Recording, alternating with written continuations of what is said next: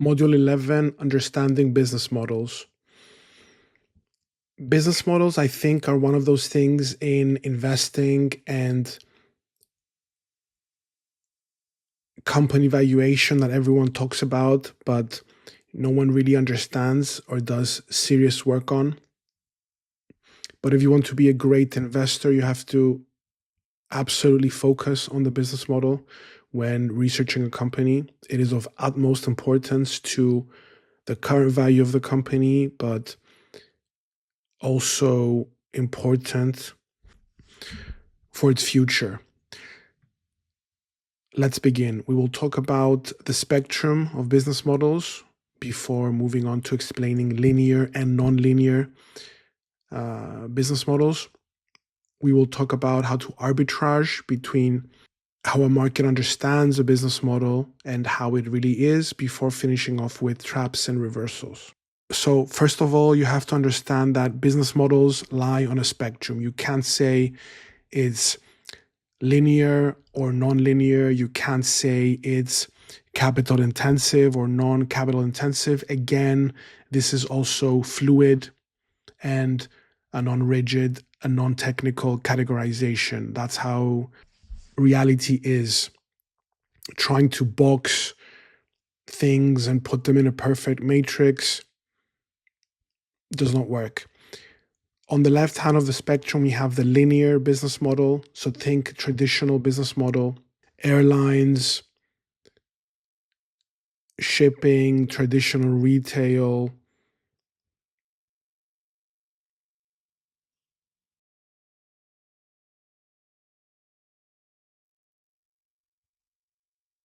And on the right-hand side, we have the non-linear business model. Think software, platforms, marketplaces, anything where marginal costs tend to zero. The linear business model, anything where marginal costs remain mostly constant. Let's look at the linear business model. So in this example, we have a business which has fixed cost of 10, price per unit is 2, and it is running at a constant margin of 30%. So after about 20 units, it breaks even. And we can see the total profit line moving steadily up as more units are sold. However, the contribution margin, the marginal profit per unit, remains constant at 30%. That's because every additional unit sold still has a cost. You need more planes to fly more people around the world. You need to buy more power if you're going to sell power and electricity to the people as a utility. It's just traditional business. You buy something for 1, you sell it for 1.1 or 1.5 or 2. It is not free to sell more units. This is a linear business model. And as I explained here, linear models scale linearly. Yes, the business can benefit from operating leverage as it sells more goods and achieves fixed cost leverage,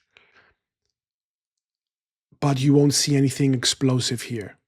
To explain further, if the company wants to grow more, it has to build more stores, buy more planes, build more banks, build more power plants. So again, as it grows, it has more fixed costs, and every extra unit of their good that they sell, they need to incur more costs. A 30% margin may be too optimistic here, but we are not talking about a very, very specific type of company. We're trying to capture the whole linear business model and explain how it behaves, just to change and sharpen your thinking when looking at these businesses, to understand the difference between how a linear business model behaves and how a non-linear business model behaves. So moving on to the non-linear business model, we see the line seems similar, but